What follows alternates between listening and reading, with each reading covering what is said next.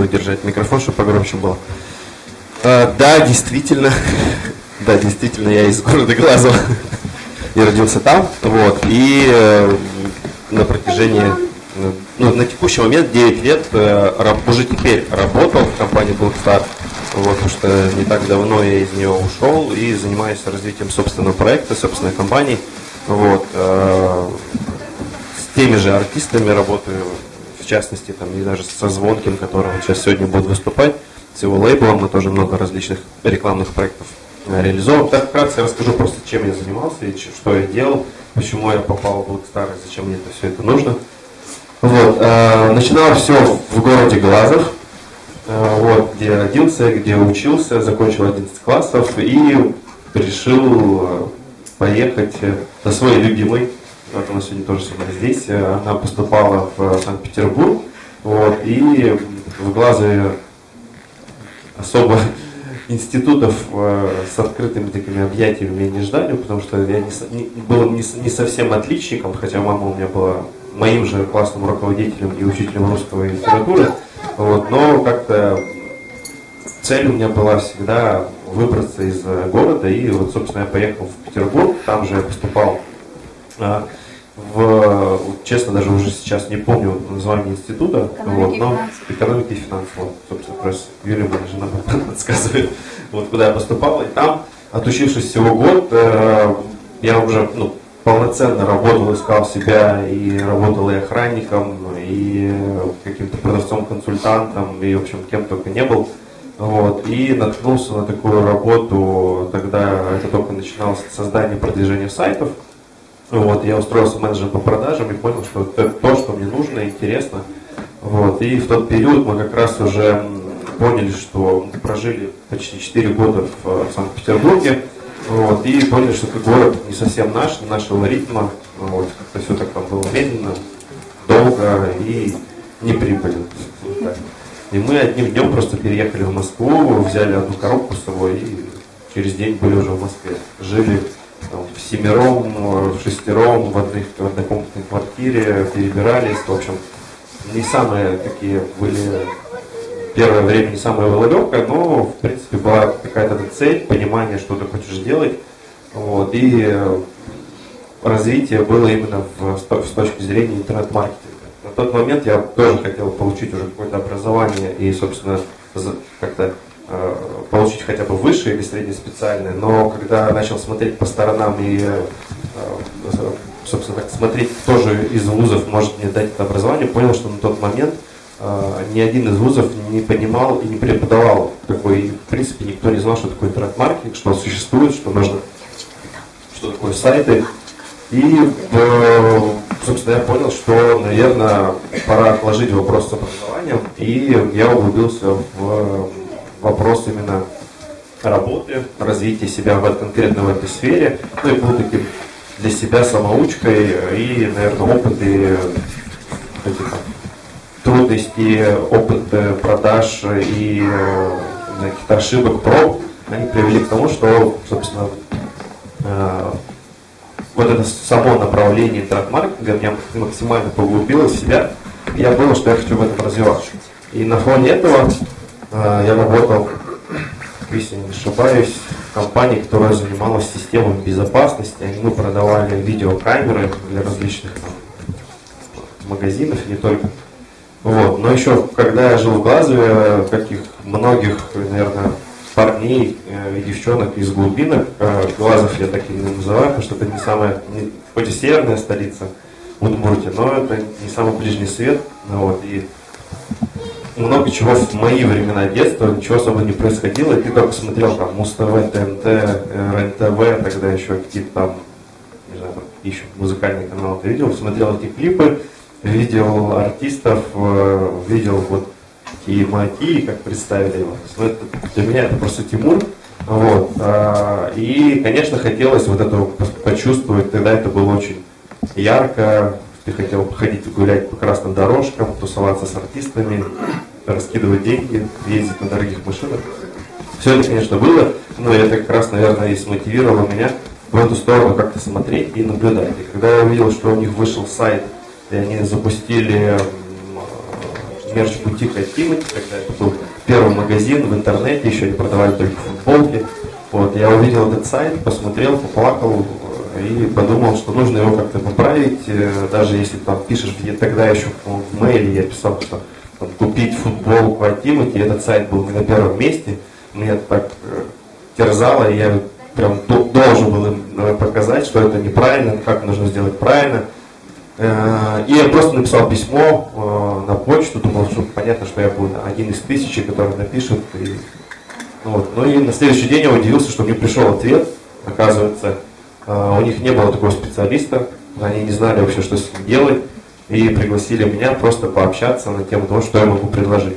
Вот. И, собственно, так я оказался на территории Blackstar тогда еще. Это была компания, которая располагалась, мне кажется, вот в помещении, ну, может быть, половина этого. У нас было 2 кабинета. Один из них был Пашу, генеральный директор, а во втором сидели все остальные бухгалтера, менеджеры по продажам, дизайнеры одежды. В общем, там весь офис, по сути, состоял в этом кабинете.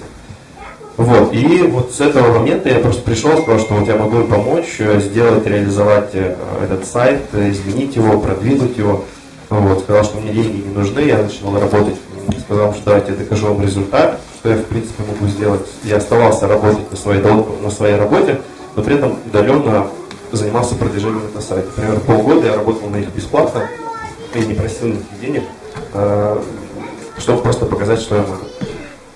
Вот, и примерно через полгода они позвали меня уже в офис, когда вот я уже первый раз встретился с Пашу, с Пашей Курьяновым, вот, и он сказал, что да, у тебя классно получилось, давай, не хочешь ли ты к нам перебраться в наш офис работать.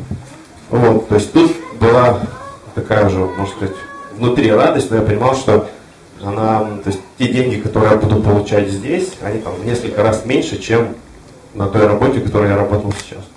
Ну, как-то мечта поборола себя, и, собственно, я ушел, как помощь, в районе 25 тысяч рублей, по-моему, получал тогда, при том, что мы снимали квартиру тысяч за 40, если не ошибаюсь. Ну, вот.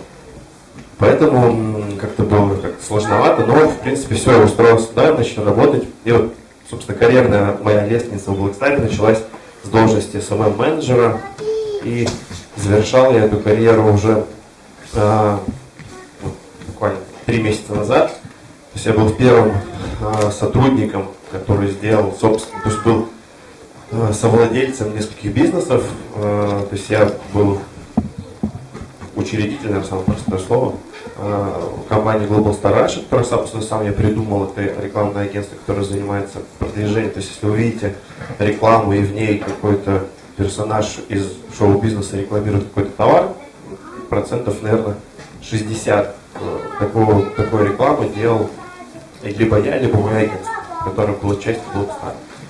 Сейчас мы тоже этим продолжаем делать, но сейчас я делаю это самостоятельно, вот, потому что пришел к тому, что, ну, наверное, хочется попробовать теперь уже полноценно двигаться одному.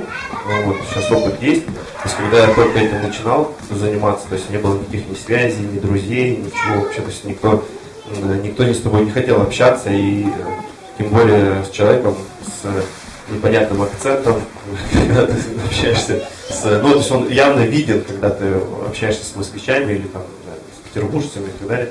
Вот. Но за все это время, там, вот эти 9 лет, ты обрастаешь связями, знакомствами, тебя знакомят. Вот. И вот к какому-то моменту ты понимаешь, что да, очень много вещей, которые ты реализовал, сделал с разными артистами, не только с Тимуром я сотрудничаю, и со всем Blackstar. То есть очень много проектов, и сейчас, там, когда я уже 100% уже отсоединился от компании, занимаюсь сам, еще больше у меня проектов с разными артистами, и не только с футболистами, спортсменами, то есть из абсолютно разных категорий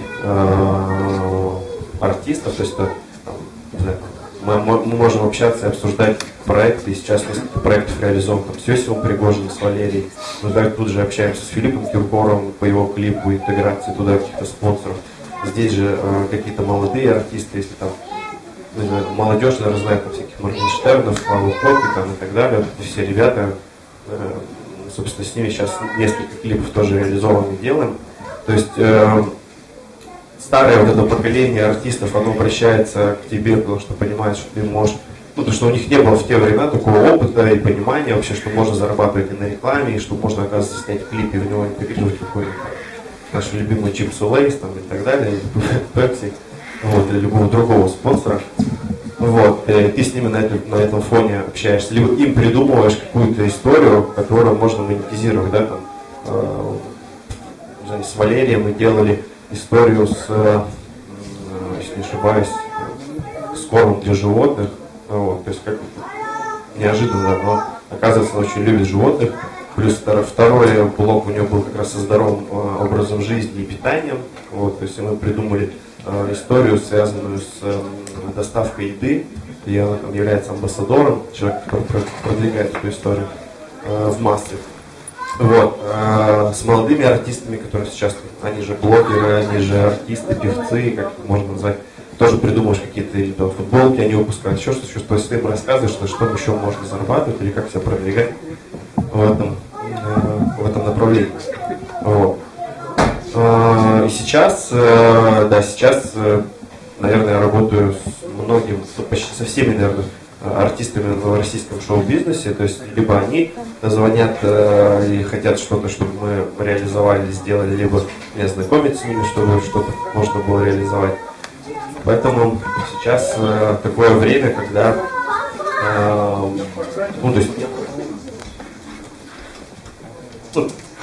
наверное, еще больше времени ты тратишь на развитие, потому что сейчас у тебя нету бэкграунда, каких-то таких ребят, которые всегда тебя выручат, что ты сам на себя работаешь.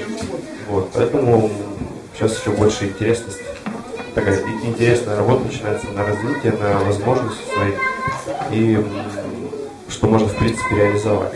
Вот. Самое главное, да, это какая-то, не знаю, вера, наверное, в себя, в свои возможности, что ты можешь реально уехать из города, в большой город, где тебя никто не ждет, никто ничего не хочет, вот, но ты можешь всего добиться сам. Это, собственно, наверное, мой пример, когда ты можешь простым письмом изменить свою собственную жизнь, и главное потом не отпускать руки и делать, действительно доказывать результат. Если тебя взяли и тебе дали такую возможность, ее, конечно, нужно брать и использовать на 100%, а не просто сидеть и ждать, что тебе будут платить зарплату, и ты будешь таким классненьким, и через год, через два тебе, скорее всего, попросят освободить твою должность, если ты не будешь дальше развиваться. Потому что, ну, вот у меня, например, в команде, когда мы работали, у меня самые успешные продажники и менеджеры по развитию, по креативу, по продажам, это все ребята, которые были не из Москвы, даже не из Питера, а все дальше 1000 километров от Москвы точно. То есть, ну, это лучшие реальные ребята, которые были самыми такими успешными. Ну, и ты делаешь выводы, ну, как бы даже когда ты выбираешь кого-то, когда у тебя две одинаковых персоналии людей, которые претендуют на одну и ту же должность, ты видишь, что один москвич, а второй, например, там, ну, не знаю, там, из Сарапова какого-нибудь, или вообще неважно, там, из Курска, вообще любого другого города, скорее я выберу его, потому что понимаешь, что человек мотивирован, заинтересован, нежели... Ну, москвичи тоже бывают очень прикольные, интересные и трудолюбивые, но в моей практике это там 10% из тех людей. Вот. Поэтому как-то вот так вот. Я думаю, что вторую часть общения, наверное, лучше какие-то вопросы, если есть, потому что я больше люблю отвечать на вопросы, рассказывать какие-то вещи, вот, о себе рассказал, чем я занимаюсь. То есть основная моя работа сейчас и вообще, в принципе, на протяжении 9 последних лет — это маркетинг, связанный с селебрити, с артистами, с блогерами, с актерами. То есть, ну, в принципе, опыт работы с ним со всеми есть. И сейчас вопросы именно могут быть, наверное, поэтому. То есть, если какие-то есть, не знаю, там, Тантум Вердефорта, если вы слышали, там, собственно, песенка, которую, в общем, мой проект, который, собственно, запустили, который стал вирусный, очень интересный, но вот какие-то такие кейсы, работы, ну, вот. Могу, в общем, ответить все, что вас интересует, могу ответить. Есть вопросы? Давайте, пока есть такая возможность. Какие прогнозы по видеопроектам? Скажем, YouTube будет падать? Бросьте в отличие от ТикТока всякие, Смотрите, здесь вот, YouTube никогда не упадет, это 100%, потому что это сам формат. ТикТок сейчас это такая, вот я к нему отношусь как к явлению, которое, скорее всего, то есть он держится, потому что есть 70-80% потребителей и пользователей ТикТока это дети. То есть это возраст. Да, то есть это, если дальше у платформы не будет какого-то развития, то есть они сейчас пытаются сделать прямые эфиры, они сейчас пытаются сделать шоу внутри ТикТока и так далее. Когда они сами себя тем самым, можно сказать, убьют, потому что они вылезают на тот формат, который не пригоден для этой аудитории. Тем самым, потому что это территория Ютуба, это территория Твича, если мы говорим о стримах, например. То есть, почему в Ютубе не заходят прямые эфиры? Потому что есть платформа Twitch, которая дает больше функционала под эту историю. Также и в ТикТоке. То есть аудитория готова только получать контент гиперкороткий, гипермоментальный, актуальный на текущий. Даже если, например, YouTube мы говорим о актуальности хотя бы в неделю, да, то есть ты выпустишь какой-то влог свой, который расскажет, например, о прошлой неделе, что там что-то было крутое и классное, это как бы аудитория съест и будет еще репостить, лайкать и так далее. Что TikTok это вот прям 24 часа. То есть сегодня произошло, если ты сегодня это не выложишь, завтра это уже не будет неинтересно, потому что это уже 10 тысяч человек выложили и уже неинтересно. Плюс TikTok построен абсолютно на таком, как сказать, таком заключении маркетологическом. То есть новое поколение детей, им проще повторять, нежели создавать. Вот так вот. То есть и гипотеза, забыл слово. Гипотеза как раз таки социальной сети ТикТока, она заключается, и собственно ее успешность заключается в том, что они попали именно вот в эту гипотезу, то что дети в возрасте от 6 до 13-14 лет, они они лучше потребляют контент повторения. Да, то есть им проще повторить. И плюс, почему еще ТикТок? Потому что они дали второй самый главный триггер. Это триггер, который, что ты можешь, выпустив один ролик, стать популярным. Потому что они рандомным способом выкидывают ролики в чарты свои. И ты, например, только сегодня можешь завести ТикТок, а завтра у тебя будет 1 миллион подписчиков. Только потому, что ты сделал там несколько роликов, и один из них залетел, попал в алгоритм ТикТока, и он там получил несколько миллионов просмотров. И ты можешь уже завтра быть там миллион подписчиков, послезавтра к тебе обращаются рекламодатели, ты начинаешь зарабатывать какие-то деньги. Но я отношусь к ТикТоку как, 2-3 года я бы его еще дал, но вот, скорее всего, уже в начале следующего года будет появляться какая-то другая платформа, либо мы вернемся к тому же Ютубу, всеми любимому, который там сейчас у ВКонтакте даже появляется собственная платформа в виде ТикТока, у них появляется собственная платформа по клипам, как YouTube площадка. То есть, в общем, они тоже пытаются на этой территории двигаться, потому что у меня очень много друзей из контакта, из топ-менеджмента. Вот. Я знаю, что они сейчас реализовывают и делают. Вот. То есть все борются с ТикТоком, потому что понимают, что это серьезный конкурент именно по аудитории. Ну и рекламодатели сейчас тоже все туда ушли, все пытаются, но понимают, что если у тебя продукт, ты продаешь автомобили, то, наверное, кроме того, что ты придумаешь танец на капоте автомобиля, его там сделают 10 тысяч человек, они не пойдут и не купят дальше эту машину. То есть они понимают, что это такое некое веяние, которое нужно использовать в своей рекламной кампании. Потому что нельзя обходить сейчас, к сожалению, эту сторону. Но и всегда нужно придумать креатив, который будет действительно в эту социальную сеть интегрирован, максимально восприниматься. Потому что там ты не будешь снимать влог и интегрировать его в ТикТок. Ты будешь его размещать на Ютубе. Как вообще тяжело со звездами работаете?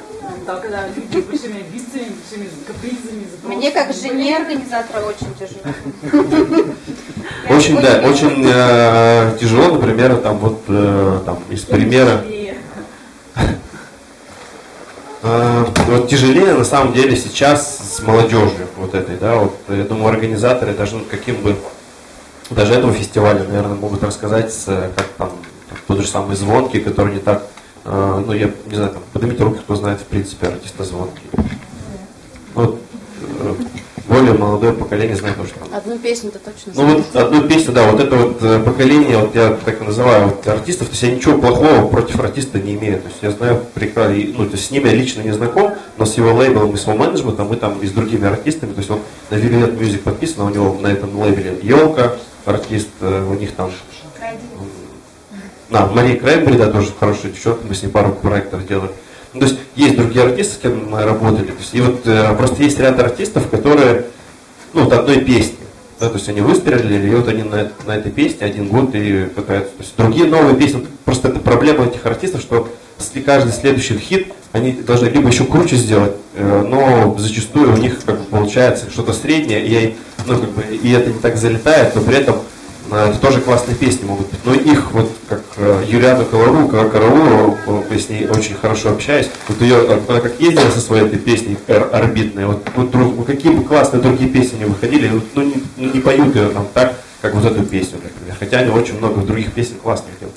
Что касается вопроса, кем сложно, кем не сложно, вот, Звонкого к молодым артистам уже не отнесешь, а вот уровня артиста, который вот неожиданно становится звездами, это вот уровень Моргенштерна, это уровень, не знаю, Клава, она уже долго к этому шла, мы с ней очень долго работали. Вот. Но, в общем, это вот такие звезды, полублогеры, которые запели неожиданно, либо еще что-то, вот с ними очень, то есть, как бы сложно. То есть это человек, которому там, например, там, 18. То есть вот мало того, что у него переходный возраст идет, то есть у него ломается там от голоса до там, сегодня я люблю розовый, а завтра мой черный цвет это любимый, и все розовое выкидывается. То есть родителям, я думаю, это не объяснить. А этот человек еще как бы имеет там по 10, по 15 миллионов подписчиков в своих социальных сетях. Когда он выходит просто на улицу, его все дергают, начинает как-то дыркаться. У него начинается, если у него нет, вот как раз почему вот, существует, все говорят, нужны лейблы, не нужны лейблы, то есть какой-то менеджмент артисту, вот как раз если у такого артиста молодого нету за спиной профессионалов, то они превращаются очень быстро в там, мыльные пузыри, которые... ну какие-то, да, вот такие, которые лопаются и сгорают скорее, потому что на них сразу падают миллионные деньги, там, да, какие-то контракты, популярность и так далее. То есть они очень быстро от этого перегорают, кто-то закрывается, кто-то, наоборот, себя неадекватно начинает вести, потому что они считают себя все мегазвездой и так далее. Вот с ними очень тяжело, если у них нет действительно какого-то менеджмента.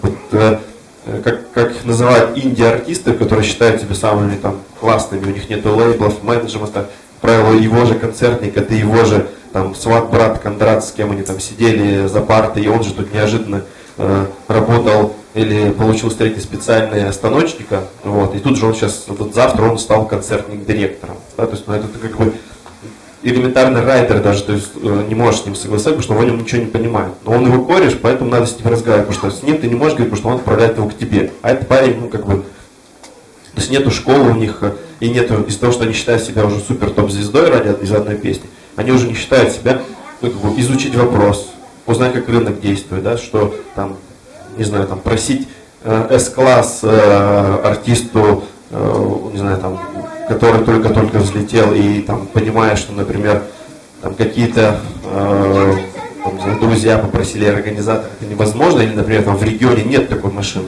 Ну, бывают регионы, когда вот ты приезжаешь, и тебя могут в лучшем случае на камере встретить. Ну, вот, и вот бывает артисты, которые нет, все, везите с соседнего города, 300 километров перегоняйте, я только на S-классе поеду. Вот, то есть это вот уже залетные такие вот звоночки бывают, когда уже человек просто не понимает, и у него нету... Вот с ними очень тяжело. С остальными вот, бывает тяжело со старой, прям совсем старой гвардией. То есть когда ты работаешь там с артистами уровня... И тут даже, это даже не Филипп Бедросович. То есть как бы, у него уже есть полностью обновленная команда молодежи, которая им сейчас управляет, им занимается, и с ним уже просто, он просто как робот, вот ему сказали, у тебя в контракте написано присядь, станцуй, тут 3 раза скажи, а здесь подержи мишку, вот он там все изучил, он как робот все это сделал, выполнил на 100% и ушел своими делами. Проблема начинается, если ты встань, присядь, подержи мишку, а ему дают в руки зайку, вот. То есть тут уже начинается как бы проблема, потому что он рассчитывал на мишку, а ему дали зайку, и ты начинаешь как бы уже весь процесс согласования на месте разруливать. Вот. А так, артисты, конечно, я говорю, вот, сложно работать только вот с теми, у кого нету менеджмента. То есть, если он есть, то никаких проблем, как правило, не бывает. Ну и плюс я стараюсь со всеми артистами, с кем я работаю, напрямую общаться и понимать уже, готов ли я вообще работать дальше с ним. Если человек неадекватный, я скорее как бы откажу, либо предложу другого, либо возьму какого-то, ну, какое-то плохое слово, такую некую такую прокладку между мной и артистом, которая решала бы вот эти спорные вопросы. Как правило, это как раз сват, брат, Кондрат. Я нахожу себе тоже какого-то свата, брата, Кондрата, который там решает, а я какие-то общие вопросы. Тогда, вот, то есть я стараюсь на уровне такого же найти человека, чтобы они друг друга там как-то понимали. Вот так.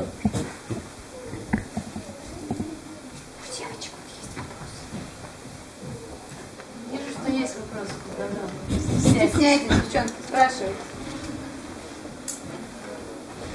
Могу дать телефон Егора Крида. Ну да, очень много прям про Крида. Да, классный парень. Это вот как раз тот момент, когда я работал еще на лейбле, он как раз становился звездой, и вот мы писали эту песню «Самое-самое», это как раз вот период, я с ним прожил, можно сказать, эпоху, когда Егор Крид был никому неизвестный, но был на лейбле, то есть, ну, я не помню, могу я об этом говорить или нет, но, в общем, он был на лейбле года 2-3, помню, что это в интервью говорил, наверное, значит, можно. То есть, где-то года 2-3 был на лейбле, и мы хотели его описать, потому что был убыточный продукт, называя проект, как артиста. То есть он не приносил никакой прибыли, да, было миллионы подписчиков, да, было классно, да, там в те времена он был крутым ютуб-блогером, но песни не заходили никуда, дохода он не приносил, он был минусовой полностью. Контракт у него был на 5 лет, на 3-й год его хотели отписать. Вот. Потом мы попробовали последний раз сменить саунд-продюсера, который с ним работал, и они написали вот эту песню «Самое-самое». Это был первый хит, который залетел, ну, я не знаю, где он только не звучал, откуда бы он только не звучал. Вот. И с этого момента артист просто взлетел, ему на тот момент вот вопросы как раз, если бы не было Блэкстара за его спиной, в его те 18 лет, им, по-моему, даже 17 было тогда, вот, он бы просто улетел куда-то в стратосферу, и после этой песни ничего другого бы не написал, это был бы просто там звезда, которая дала бы прикурить еще Киркорову со всеми его вот этими там длинными лимузинами и так далее, он бы вел себя крайне неадекватно, потому что просто все бы совместилось, его переходный возраст, то, что он был уже звездой и так далее. Вот, он сейчас, то есть, там, классный артист, классный парень, вот, мы с ним очень часто встречались раньше, сейчас он больше работает с другими ребятами, то есть мой бывший сотрудник сейчас у него находится на должности менеджера по продаже рекламы. Вот. Мы с ним часто, там, ну, из таких необычных случаев, там, чтобы вы просто поняли, кто такой Егор Крид и как с ним работать, 2 года назад, когда вы видели, наверное, рекламную кампанию Тимати с Егором, Pepsi и Lays была. Вот, собственно, тот кейс, который мы делали. Когда это было январь, по-моему, 19 или 18 года, вот, для того, он уехал отдыхать в Лос-Анджелес, вот, а нам нужно было согласовать с ним эту рекламную кампанию. Вот, чтобы просто вы понимали, что вы сделали для этого. То есть по телефону он ничего, как и Тим, собственно, по телефону ничего не любит согласовывать. Когда ты ему отправляешь какие-то фотографии, видео, это только личная встреча. То есть и мне это тоже, потому что я понимаю, что с многими артистами лучше лично встретиться, все порешать, это меньше времени займет, нежели по телефону или смс. Вот чтобы согласовать эту рекламную кампанию, мы полетели на 3 дня в Лос-Анджелес специально, встретились с ним, покурили кальян, решили, подписали контракт и вернулись обратно. Вот, то есть, это не то, что он плохой, или там какой-то капризный, или еще что-то. Просто я даже понимал, что мне от этого будет проще, что я лично с ним все проговорю, нежели по телефону. Я думаю, больше вопрос-то был о личной жизни. А личный? Да, конечно. Ну, из нового клипа, вот сейчас они снимают клип, мы вот туда партнеров ищем, они с Нюшей будут выпускать клип ближайший, по-моему, частично. Да. Вот, не знаю, знаете, не знаете, клип с Моргенштерном уже снят, скоро выйдет тоже. Тоже не знаю, могу?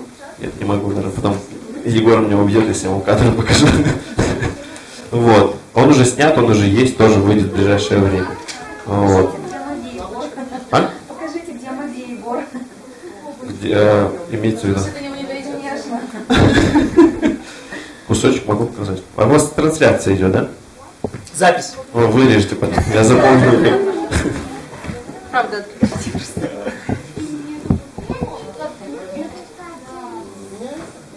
Подумайте пока еще какой-нибудь вопрос, пока порабатываете. Да, очень хорошо мой друг, эльф-торговец Ярик, вот, он как раз держит, у него сейчас 3 дома. Первый это Dream House, Dream Team, вот, со всеми там зданиями, то есть это со всеми ребятами, девчонками.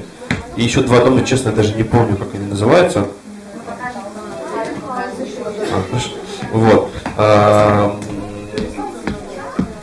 С ними, да, то есть я был в одном из этих домов, когда только-только стартовали. Вот. Остальными, честно, как-то мне просто физически не хватает времени, потому что они все там в ближайшем Подмосковье дома. Специально туда ехать не хочется. Вот, артисты туда ездят, вот, и я скорее так, мы по коммерческой части с ними сотрудничаем. Вот клип, который был с Тимати, с Даней Милохиным, с Джигана, вот как раз мы занимались и рекламой, и саунд-продюсером, всей истории. Вот.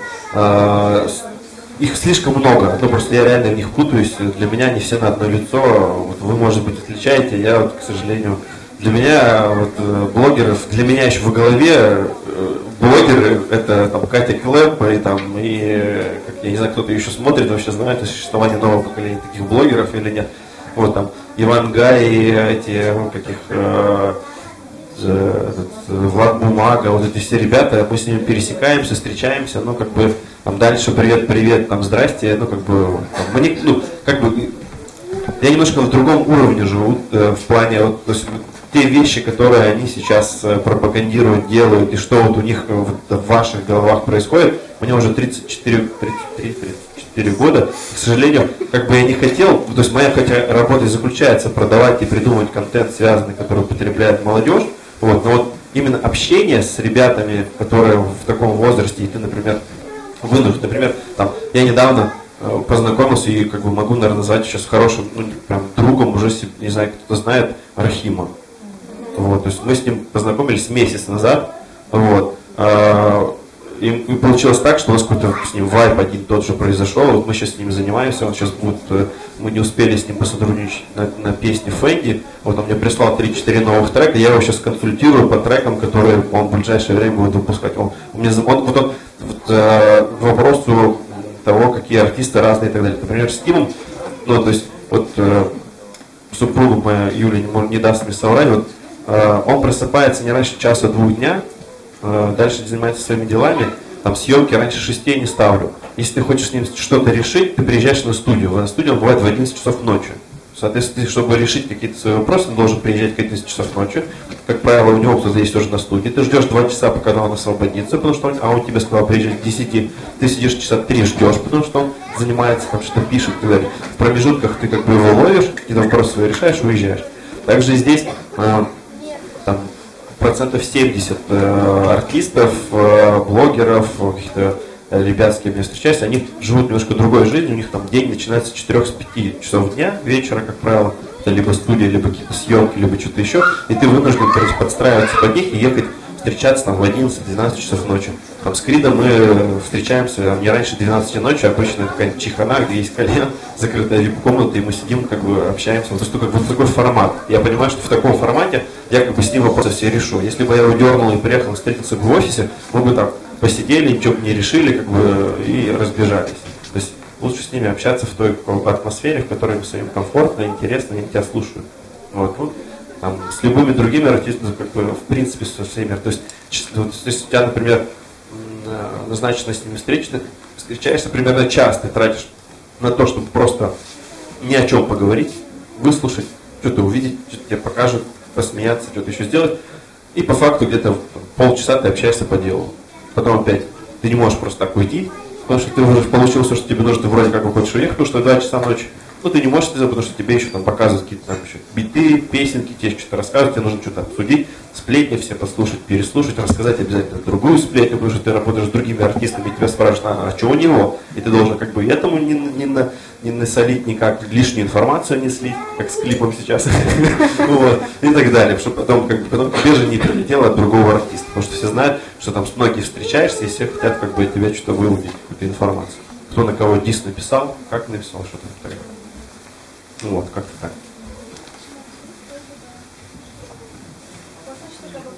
Да. Вот появился год назад, Саша Ли. Да.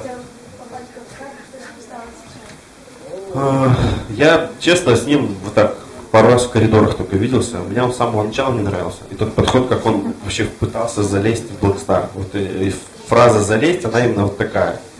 Ну, то есть он как бы намеренно ходил и просачивался во все наши какие-то там мероприятия. Там. То есть его как бы, ну, я не знаю, как бы, какая правдивая история, как он, по-моему, там для галочки в бургерную посадили, чтобы он хотя бы отстал от всех. Но это, типа, было, по-моему, выглядело так, что человек просто настолько уже всех понимал, что ему сказали, ну, как бы фиг с тобой, вот хотя бы бургерной там занимайся. И из этого проекта, но когда человек вот так, то есть если бы в нем было хоть что-то, что было бы интересно и само себя как бы развивало, то есть у него как было там 20 тысяч подписчиков, такой не осталось, да, там, и лейбл, да, хоть ему чуть-чуть помогал, но дали ему шанс самому развиваться, и что ему дали возможность бывать на всех наших мероприятиях и быть доступным к артистам, ко всем и так далее.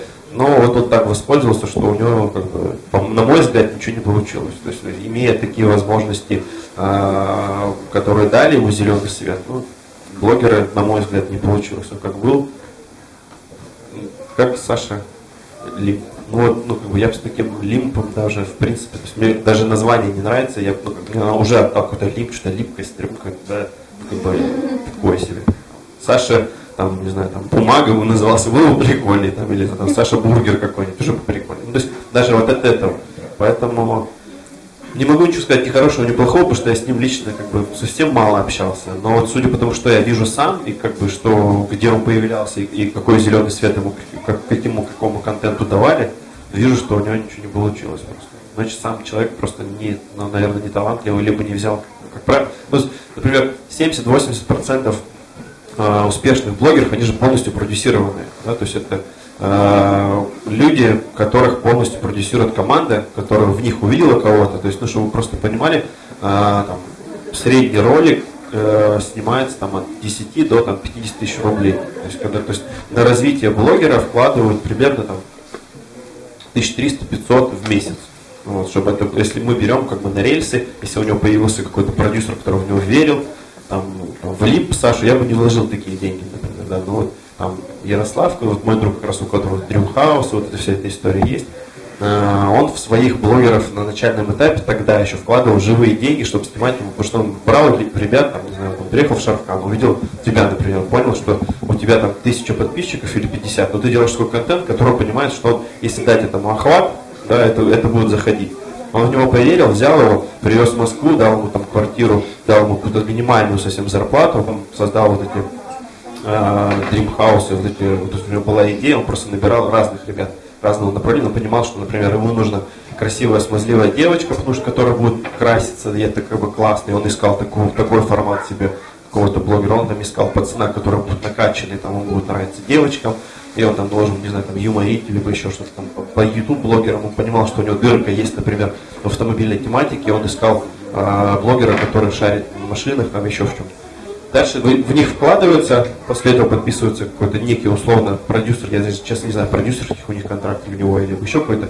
Ну, в общем, дальше просто идет уже распределение прибыли с этого проекта и все. То есть я, там, не знаю, 3-4 примера знаю таких каких-то бриллиантов, что ли, которые вот сами выбрались. Вот, зачастую это люди, у которых есть просто знакомые очень много. То есть они крутятся, то есть как появляется новый блогер, они крутятся, они это скорее всего друг друга, там, как там, хороший сын маминой подруги, там, да, или в этом случае это там друг, скорее всего, какого-то популярного блогера.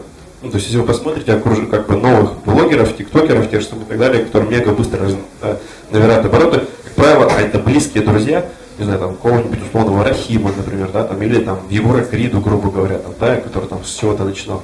То есть это простой путь быстро стать популярным, потому что ты всегда с артистом рядом, ты в тусовке в этой, ты там за счет этого ты знакомишься с другими блогерами, тиктокерами и так далее. Ты очень быстро, там, если вы снимете ролик танцами самостоятельно, это там 1000 просмотров. Если с вами рядом будет Егор Крид плясать, хоть он у себя даже это не выложит, наверное, у вас там будет около 1 000 000 просмотров этого ролика, правильно?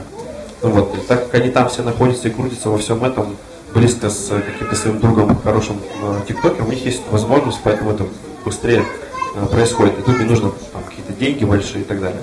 Если мы говорим о другой, как бы, другой стороне, что если такой возможности нет, то либо нужен бюджет, который вас среди всех поднимет очень быстро, либо реально снимать контент, который будет действительно круто отличаться от всех других, там, 10 миллионов выложенных видосиков, которые сейчас уже выложены. Как-то так. Пожалуйста. У нас есть еще время немножко. Вопросы остались? Во время пандемии у вас была пауза или пришел этап к следующему развитию? Как вообще пережили? Время пандемии для нас был новый этап, наверное, да, потому что я как раз во время пандемии уволился, и как-то это было уже окончательно, хотя это принято решение было еще до Нового года, но оно как бы завершилось как раз в период пандемии. И для меня сейчас это просто, то есть это перезагрузка, которая позволила посмотреть на то, что вообще происходит с системой в плане там, рынка, рекламы, в котором я кручусь, там, шоу-бизнеса и так далее. Ты просто смотришь, как все может поменяться и как рынок этот меняется, и ты сможешь ли ты под это переформатироваться или нет. Ну, я вижу только плюсы. Вот, глобально только плюсы, вот, потому что многие офисы, компании, люди поняли, что, оказывается, удаленно можно работать точно так же, еще и как бы иногда лучше и выгодней, вот, потому что там среди моих клиентов 70-80% это агентства, которые имеют там 100-200 человек персонала, вот, и оказывается у них там почти 70-80% персонала из регионов, и они их просто сейчас отправили домой, они там все живут и работают там, ничего от этого не меняется, у нас и там созвоны, если тебе нужно что-то решить, есть для этого Zoom, Skype и так далее, ты его просто могут решить. Мне кажется, только плюсы, и плюс, опять же, очень много появилось сервисов, какой-то новой работы, возможностей, да, потому что люди поняли, что такой там период еще, там, мне кажется, там, мы выйдем в более-менее какой-то такой работе, это там середина следующего года, когда уже там, совсем окончательно все будет уже понятно, и с этими антителами, и со всеми, все, что такое можно придумать. Я думаю, это середина следующего года. Сейчас, к концу этого года, я вижу проблему только в том, что компании пока берегут деньги свои, чтобы понять вообще, как пойдет потребительская способность, она заметно упала, понятно, но при этом рынок от этого только лучше, то есть от этого только, как вы знаете, раньше никто про блогеров не знал. Вот, все рекламировались на телевизоре, на баннерах, на наружной рекламе, в газете, в лифте наклеивали какие-то вещи свои, стояли промоутеры. Вот сейчас промоутеров в Москве там, единицы, да, там, то есть это как способ донесения рекламы, люди уже поняли, что он абсолютно бессмысленный. Какой сейчас самый актуальный способ донесения рекламы? Я считаю, сейчас это вот почему как раз вот вопрос, возвращаясь к вопросам блогеров, да, и вот что можно сделать и с чего начать. Вот сейчас все бренды, я могу про себя рассказать и про свою структуру и про рынок, в котором я варюсь. То есть бренды сейчас уходят все больше и больше в такой микроинфлюенсинг, это когда они берут конкретного, у этого блогера или артиста не может там 10 тысяч подписчиков быть всего. Да? Например, он однопрофильный, и он, например, ну не знаю, это лучший человек, который, не знаю, там, делает вот такие, вот эти, ну, вот, не реклама, а вот эти снежинки из пенопласта. Это ну, это настолько узкая специализация, например, что вот эти 10 тысяч человек, которые на него подписаны, они вот прям 100% знать хотят и знают, и, скорее всего, может быть, тоже пытаются, то есть они прям увлечены. Если этот человек говорит, что, например, лучший пенопласт шарханский, то, наверное, они пойдут и заказывать будут там, потому что хотят получить точно, потому что им нравится, что делает этот человек. Вот бренды сейчас выходят в это направление, то есть они, во-первых, это стоит в 2 раза дешевле. То есть, когда я приду к человеку и скажу, что тебе хотят купить рекламу шарханский пенопластовый завод, он мне не скажет 1 000 000 рублей за пост, потому что у него 10 000 подписчиков, он мне скажет, например, там, не знаю, 10 000 рублей. Да? И таких вот ребят я могу взять 10-20 человек, которые как бы имеют небольшую аудиторию, но которые максимально им доверяют, и это будет нормальная реклама. Абсолютно все бренды все больше и больше уходят уже в точечную такую рекламу. Это вот как раз в вопросе, какая эффективная, что я считаю, это вот как раз микро такой, почему сейчас очень много региональных блогеров, и у меня было даже в голове где-то полгода назад развитие собственного такого направления, когда ты берешь регионы и в них выращиваешь 3-4 блогера конкретно этого региона. Да, и когда бренд хочет зайти, например, в Удмуртию, у меня есть там 3 человека, у которых по 100, по 200 тысяч подписчиков, но я знаю, что это аудитория, которая живет здесь, во-первых, они там где-то в Москве, либо еще где-то, они конкретно, ну, там 70-80% подписчиков будут местных жителей, потому что этот блогер будет освещать какие-то интересы, связанные с регионом. И все, и ты понимаешь, что, например, какой-то магазин хочет открыть магазин новой одежды, не знаю, в Ижевске. И ты ему говоришь, что вот у тебя есть блогеры 3, которые тебе там 10 000 человек приведут на открытие. То есть это вот как раз развитие, ну, с точки зрения рекламы, что я вижу, куда уйдет следующий шаг, потому что там бренды уже перестают платить за, там, ну, грубо говоря, там, стоимость поста в Инстаграме у Егора Крида, которого ты любишь, от 2,5 миллионов рублей. То есть у него там около 7 или 8 миллионов подписчиков. Ну, там понятно, что X2 это то, что просто это Егор Крид. Ну, вот, если мы возьмем любого другого блогера, который не Егор Крид, но у которого там будет даже 10 миллионов подписчиков, у него пост будет стоить в районе 1 000 000 рублей. То есть там раза в 2, в 1,5 ниже, чем сейчас, чем у него. Но вот и так он артист, он немножко другие суммы. То есть здесь можно понимать, что и получишь, например, если бренду нужна региональная какая-то аудитория, то есть зачем ему платить там 2,5 миллиона рублей, чтобы вся Россия узнала, а он выпускает пенопласт, который нужно, чтобы там, не знаю, в каком-то восточном округе начал продаваться, потому что они там новый магазин открыли. Вот что мне удалось найти. Да. Кстати, с Алисой и с Марусей, которая тоже сейчас у меня тоже делала несколько проектов, тоже прикольно. С озвучкой, кстати, как раз с артистов, он тоже будет. Егор не согласился, потому что нам нужно 10 часов на студии записывать, он что-то не захотел. Вот, так. Все? Спасибо большое.